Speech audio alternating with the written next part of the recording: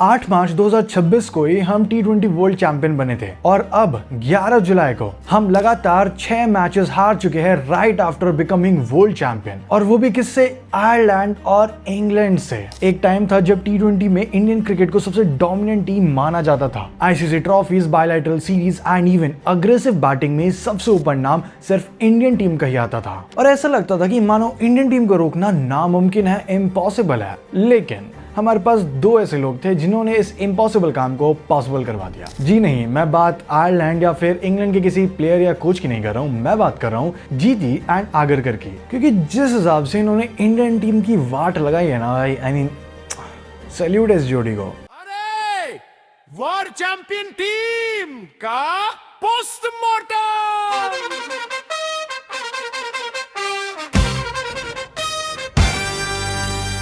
चलो एक बार लॉजिकली देखते हैं। सो हम 8 मार्च को चैंपियन बने थे न्यूजीलैंड को फाइनल में हराकर, एंड उसके बाद ये आईपीएल स्टफ हुआ जिसमें a lot of stuff happened, जिस वजह से काफ़ी प्लेयर्स को सोचा जा रहा था कि भाई ये भी इंडिया खेलेगा, ये भी इंडिया खेलेगा। एंड उसके बाद आयरलैंड सीरीज के लिए स्क्वाड आता है जिसमें कैप्टन बनाया जाता है श्रेयस अय्यर को, सरपंच साहब को, जो कि एक्चुअली आईपीएल के बिल्कुल मिडल से सारे मैचेस हार के आ रहे थे। ऑफ कोर्स उसमें कोई इशू नहीं है, बट साथ में सैक कर दिया जाता है करंट वर्ल्ड चैंपियन कैप्टन सूर्य कुमार यादव को। आई मीन सूर्य भाव को एक टाइम पर शून्य कुमार यादव कहा जाता था, but I know the real meaning of it now.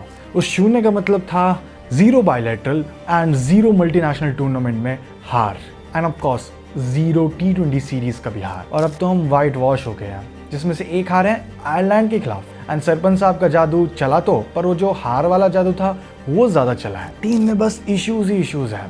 Sarpanch साहब की ये जो 2 सीरीज थी एज अ कैप्टन डेब्यू करने के बाद, दोनों ही हम हार गए, और वो भी सारे के सारे मैचेस। सिर्फ एक मैच बच गया क्योंकि वो पूरा नहीं हुआ बारिश की वजह से। आई मीन अगर वो भी हो जाता तो 7 के 7 मैचेस हारने की स्ट्रीक हो जाती। बट डेफिनेटली अभी हमारे पास जो स्ट्रीक चल रही है, आप स्क्रीन पर देख सकते हो जो रिकॉर्ड्स मिस्टर श्रेयस अय्यर ने इस टाइम पर बना दिए। आई मीन मैं तो 7 में हो चुका हूँ। एमएस धोनी उस दिन एमएस धोनी अपने बर्थडे के दिन मैच भी देखने आया, फिर भी ये लोग हार गए भाई। I mean first T20 world cup champion के आगे तुम ये कर रहे हो।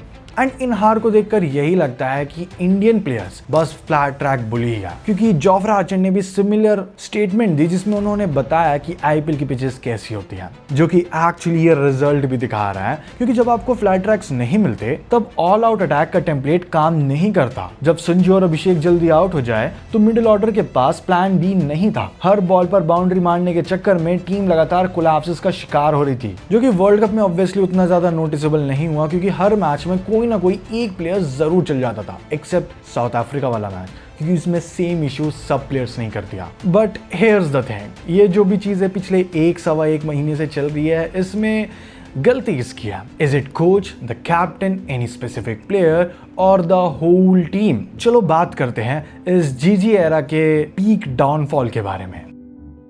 देखो मैं पहले ही क्लियर कर दूं, मैं जीजी भाई के खिलाफ नहीं हूं, बट मैं जीजी द कोच के खिलाफ हूं।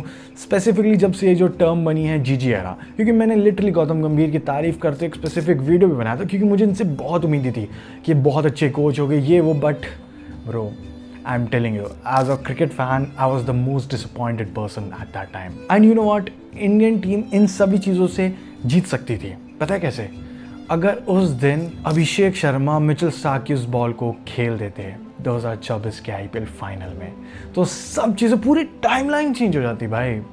If you know you know. But anyways, ये जो जीजी एरा चला है, एंड एज आई शुड से जीजी आगरकर एरा, इसमें जितने भी इश्यूज चल रहे हैं, उन इश्यूज की एक्चुअली शुरुआत इनसे पहले ही हो गई थी। तो आई गेस अगर आप क्रिकेट प्रॉपर वे में फॉलो करते होगे तो आपको पता होगा 2022 के T20 वर्ल्ड कप में जब हम सेमीफाइनल में इसी इंग्लैंड से हारे थे, तो उसके बाद ये न्यूज़ आई थी कि इंडियन T20 टीम के कैप्टन हो गए हार्दिक पांड्या, एंड उनके अंडर जो टीम बनेगी वो पूरी यंग प्लेयर्स से भरी हुई होगी, एंड विराट, रोहित एंड जड्डू के चांसेस लिटरली मिनिमल हो गए उस टीम में खेलने के लिए। एंड यही ट्रैक चला 2023 में, हम इसी हिसाब से खेले। बट 2024 की स्टार्टिंग में of course at the end we need our senior players, entry हो जाती है रोहित शर्मा एंड विराट कोहली की स्क्वाड में। और फिर T20 वर्ल्ड कप से थोड़ा पहले ही उनको कैप्टन बना दिया जाता है अनाउंसमेंट करके, विच आई डोंट थिंक कि वो गलत डिसीजन था, बट इसलिए गलत था क्योंकि उसके बाद कैप्टन देखा जा रहा था हार्दिक पांड्या को, एंड उसी टाइम पर जो कोच थे वो थे राहुल द्रविड़। बट वो राहुल द्रविड़ के अंडर इंडियन टीम का लास्ट टूर्नामेंट था क्योंकि उनका टेन्योर खत्म हो गया, एंड उसके बाद कोच बनाया जाता है 2024 की IPL विनिंग टीम के मेंटोर को। यस, एक मेंटोर को हेड कोच बनाया गया। The real irony is here only. I mean, जिस पर्सन को कोचिंग का बिल्कुल भी एक्सपीरियंस नहीं था, जो कि बस एक मेंटोर था, वो अब एक इंडियन टीम जो कि अपने पीक पर है, उसका हेड कोच बन गया।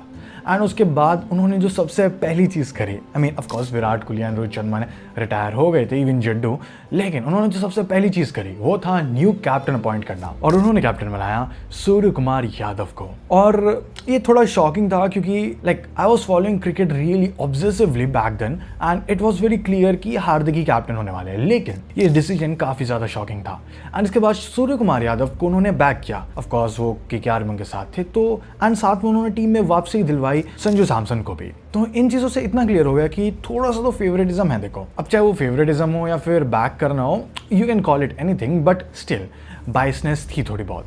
एंड इसके बाद ये चीज़ें फिर हमें 2025 में भी देखने को मिली, जब एकदम से स्क्वाड के अंदर शुभमन गिल आ गए। It was really weird. And उसके बाद एकदम से वो चले भी गए, संजू वापस आ गए, ऑल कैओस। तो इन सब चीज़ों से मैं इतना क्लियर हो चुका था कि जो स्टेबिलिटी है ना टीम में, वो बिल्कुल नहीं है। एंड इसका एक रीज़न है कोच। एंड हर जगह यही स्पेकुलेशंस थी कि Surya Kumar Yadav is just puppet of Gautam Gambhir, जो कि मैं अब बिल्कुल नहीं मानने का। और जो भी लोग क्रेडिट दे रहे हैं ना गौतम गंभीर को कि उन्होंने वर्ल्ड कप जिताया, ब्रो देख लो, सीरीज़ नहीं जीत पा रहे हम, आयरलैंड से हार गए, समझ रहे हो। I am fan of Gautam Gambhir but I am not fan of GG। ये क्या बक रहे हो? एंड जो भी उनकी ये प्लानिंग थी, जो भी चीज़ें थी, वो 2026 के T20 वर्ल्ड कप में काफ़ी सही गए। बट ऑनेस्टली स्पीकिंग छोटे छोटे इश्यूज़ वहाँ भी थे, लेकिन फिर भी we won, and it was a really big thing and a really great thing. And honestly speaking वो जो छोटे छोटे एरर्स थी, माइन्यूट एरर्स, मिनिमल टाइप की जो प्रॉब्लम्स थी, वो हम सब ने इग्नोर कर दी, लेकिन वो एग्जिस्ट कर रही थी। चलो, वर्ल्ड कप निपट गया, हमने काफ़ी अच्छा खेला, and thanks to mister Sanju भाई, really a big thank bro, क्योंकि आपने लास्ट के जो 2-3 मैचेस में नॉक खेली थी, that was the real trophy saver. लेकिन BCCI ने आपको क्या दिया बदले में? जब आप नहीं चल पा रहे तो आपको निकाल दिया आपके स्पॉट से ही, एंड उसकी जगह ट्राई किया गया वैभव सूर्यवंशी को। Of course he is a kid, but still जिस हिसाब से उसके ऊपर प्रेशर था, बट उसने जो शॉट्स खेले वो काफ़ी सही थे, लेकिन जिस हिसाब से उसके ऊपर अब ट्रोल किया जा रहा है, प्रेशर बन रहा है, वो बहुत गलत है। तो अगर IPL के हिसाब से सिलेक्शन हुआ तो RCB चैम्पियन बनी थी, उनका कोई भी प्लेयर क्यों नहीं है। एंड मैं एज RCB फैन बॉय नहीं बोल रहा हूँ, क्योंकि मैं क्यूरियस हूँ एक्चुअली, क्योंकि यार रजत पाटीदार ने 2 सीज़न में 2 ट्रॉफी जिता दिया, एंड स्टिल एंड वही श्रेयस अय्यर 2 ट्रॉफी जिता ही नहीं पाए। तो ये क्या हो रहा है? Please tell us, we want to know. And जो भी हालत चल रही है इसमें, अगर मैं लाइन कहना चाहता हूँ, आई डोंट नो अगर आपको सही लगे या ना लगे, वो लाइन ये है कि it's just a team full of snakes, because no one is able to perform really even their 20-30%, because we all know their potential. Bro, we are literally the world champions, the current world champions, और हम हार रहे हैं। और ऐसे भी नहीं छोटी मोटी हार, हमारी बॉलिंग फेल हो रही है, हमारी बैटिंग कोलैप्स कर रही है, हम फील्डिंग में भी फॉक्स कर रहे हैं। Okay, now keeping my frustration aside, अब बात कर लेते हैं आयरलैंड टूर की, जिसमें 2 मैचेस होने थे आयरलैंड में जाकर, जहां पर हम 2-0 से क्लीन स्वीप हो गए। देखो, इन दोनों ही मैचेस में एक सिमिलैरिटी थी, वो ये थी कि हमारी बैटिंग बहुत बुरे तरीके से कोलैप्स हो गई। Yes, we actually choked. Literally एक ऐसी टीम जिसके पास आधी दुनिया की बेस्ट बेंच स्ट्रेंथ होने का टैग था, वो आयरलैंड जैसी टीम से एम्बैरेसिंग तरीके से सीरीज हार जाएगी। It was really unbelievable. हालांकि बात ये थी कि आयरलैंड का बॉलिंग अटैक बहुत ही कम एक्सपीरियंस था, जिसमें इवन 2 लोग तो डेब्यू ही कर रहे थे। थोड़े से स्लगिश विकेट में इंडियन बैटर्स, आयरिश डेब्यूटेंट्स जय मुद्रा और मैथ्यू हॉलैंड को बिल्कुल भी समझ नहीं पाए, और सरेंडर भी छोड़ो, उन्होंने तो लिटरली होप्स ही छोड़ दी। फैंस बिल्कुल ही शॉक रह गए उनकी परफॉर्मेंसेस को देखकर।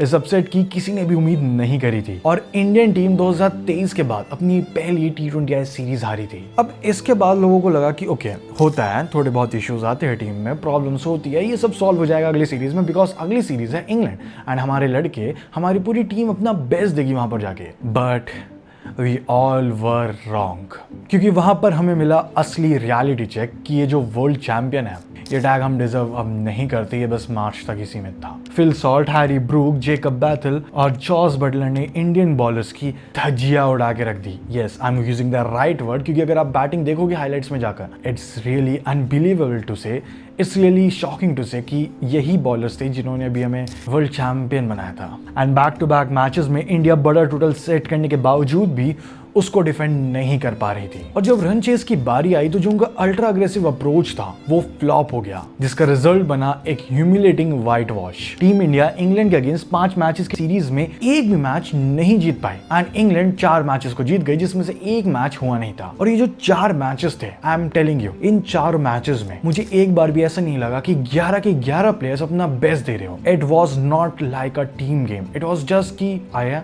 खेले, बात खत्म, हमें जीतना ही नहीं है। नहीं जीतेगा, हमारा मुर्जी है, हमारा दिस इज अवर टारगेट, नहीं जीतेगा।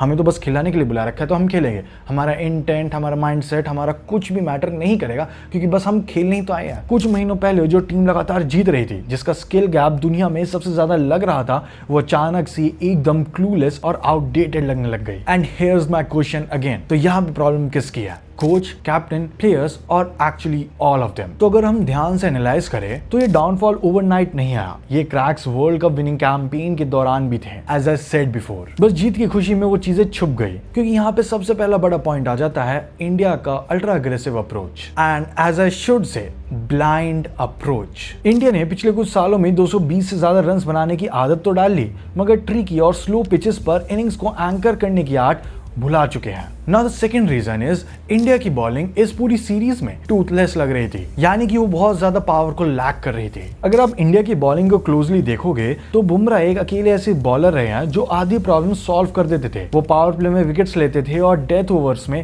ओवर्स में रन्स को रोकते थे। लेकिन इंग्लैंड और आयरलैंड सीरीज में जब बुमराह को रेस्ट मिला तो हमारा बाकी का पेस अटैक अचानक से टूथलेस लगने लगा, एज इफ पहले इंडिया की बॉलिंग पूरी एक लायन थी एंड अब वो एक लायन बिल्ली बन चुका है। ऐसा ही फील आ रहा है इस टाइम पर। अर्शदीप के अलावा कोई कंसिस्टेंटली परफॉर्म ही नहीं कर पाया। Of course mister Arshdeep Singh ने अपनी वाइड वाली चीज रिपीट करी, वाइड्स डाल के, खास करके इस 5वें मैच में, बट बिना बुमराह के हमारे बॉलर्स क्रंच मूवमेंट्स में प्रेशर हैंडल नहीं कर पा रहे हैं। और साथ में एक और रीजन है हमारे स्पिनर्स की फॉर्म। वरुण, कुलदीप, अक्षर, रवि बिश्नोई, सबके सब स्पिनर्स एक साथ एक ही मोमेंट पे आउट ऑफ फॉर्म लग रहे हैं। प्लस वॉशिंगटन सुंदर को अगर आप ओवरसी नहीं देना चाहते तो उनको खिला क्यों रहे हो एज एन ऑलराउंडर? उनकी फॉर्म भी उतनी प्रॉमिसिंग नहीं दिख रही है रिसेंट में। So what's the purpose of having him in the team? India के पास टॉप ऑर्डर में एक्सप्लोसिव ऑप्शंस की कमी नहीं है, मगर प्रेशर वाली सिचुएशंस में एंकर बनने का काम करने को कोई है भी नहीं। क्योंकि अगर कोई ट्राई भी करता है तो वो कंसिस्टेंटली ट्राई नहीं कर पाता, क्योंकि उनके अंदर वो इच आ ही जाती है कि भाई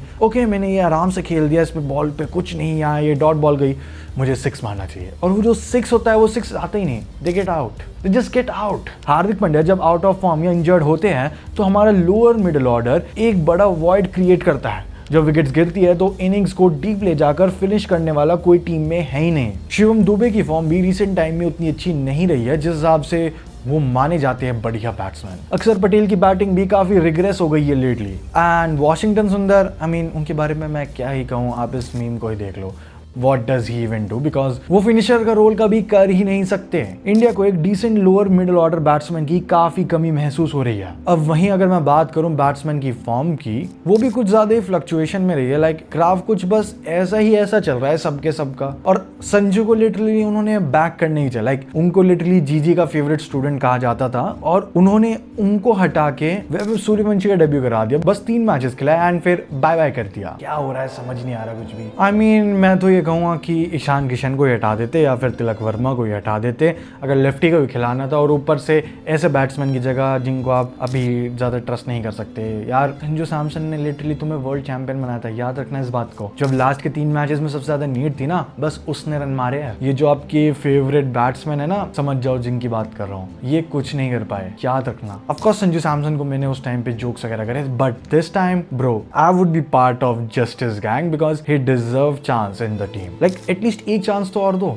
ऑफ कोर्स लास्ट मैच में मिला, लेकिन उसमें तो पूरी टीम ही कुछ नहीं कर पाई। हमारे ईशान किशन ने रन मारे हैं, बट उसका इम्पैक्ट नहीं पड़ा, क्योंकि ईशान भाई जब आपको रन मारने थे आपने नहीं मारे। और अब जब हम बैटिंग फॉर्म की बात कर ही रहे हैं, तो एक प्लेयर को मैं कैसे भूल सकता हूँ, Tilak Varma. I mean what does this guy even do? Of course जब से उनका वो जो सर्जरी हुई उसके बाद से वो काफी वियर्डली खेल रहे हैं, एंड स्पेशली उनका जो स्पॉट था नंबर 3 का वो भी चला गया। एंड माय क्वेश्चन है क्या वो सच में एशिया कप में जो उन्होंने फाइनल में नॉक खेली थी बस उस वजह से है टीम में? क्योंकि अगर आपको ट्राई करना है और भी प्लेयर्स को ट्राई आउट कर सकते हो, खासकर इस आईपीएल में हमने कितने टैलेंट्स देखे हैं, लेकिन नहीं, Tilak Varma is still there, he is not performing, and उनकी जगह पे किसी और को ट्राई भी नहीं किया जा रहा है। उनका अप्रोच कोलैप्सेस के समय काफी क्वेश्चनेबल रहता है। ऐसा लगता है कि वो एंकर रोल प्ले करने की जगह, रन्स बनाने की जगह बस सोच रहे हैं कि ओके मैच चलने देता हूँ, मैं बैटिंग करूंगा, मैच चलने देता हूँ। वो जब शेल में चले जाते हैं तो बाहर ही नहीं आ पाते। हालांकि फिनिशिंग में उनका रोल बहुत बेहतर हुआ है, but we all know the reality overall. And यहीं पर ये क्वेश्चन और आता है कि क्या Indian players flat track bullies है? क्योंकि जोफ्रा आर्चर ने तो अपनी स्टेटमेंट में कुछ ऐसी चीज कही, और उनकी जो स्टेटमेंट है उस हिसाब से हमें रिजल्ट्स देखने को भी मिल रहे हैं। बिकॉज रीसेंट पोर परफॉर्मेंस के रीजंस तो काफी है, एंड ऑनेस्टली सबको नोट डाउन करना काफी मुश्किल होगा। एंड साथ में एक और कारण ये है कि मैनेजमेंट अपने प्लेयर्स को ट्रस्ट नहीं कर पा रही। कभी संजू को ड्रॉप करके सूर्यवंशी को खिलाना, कभी बॉलिंग में चेंजेस कर देना, एंड साथ में सूर्यवंशी को भी डेड रबर मैच में ड्रॉप कर देना टीम में अनस्टेबिलिटी की तरफ बड़ा इशारा करता है। संजू जैसे प्लेयर भले ही कंसिस्टेंट ना हो, मगर जरूरत पड़ने पर वो अकेले दम पे मैच को पलट देते हैं। इंडिया का सूर्यवंशी के साथ एक्सपेरिमेंट अभी के लिए तो फेल हो गया है, पर उनके दरवाजे अभी भी खुले हुए हैं। And I mean of course ये बस 2 सीरीज हुई है, एंड ऑफ कोर्स लोड लेने की बात नहीं है, लेकिन my point here is this whole GG era thing bro, it's not good. मैं सोन एक वीडियो भी डालूंगा कि उनके फेवरेटिज्म के चक्कर में किन 3 प्लेयर्स का करियर खराब हो गया just because of them, and वही चीज़ अब रिपीट हो रही है। I mean just see Virat and Rohit, वो ऑलरेडी एक फॉर्मेट से रिटायर हो चुके थे, एंड एक से उनको फोर्सफुली रिटायर करवा दिया गया, सबको पता है,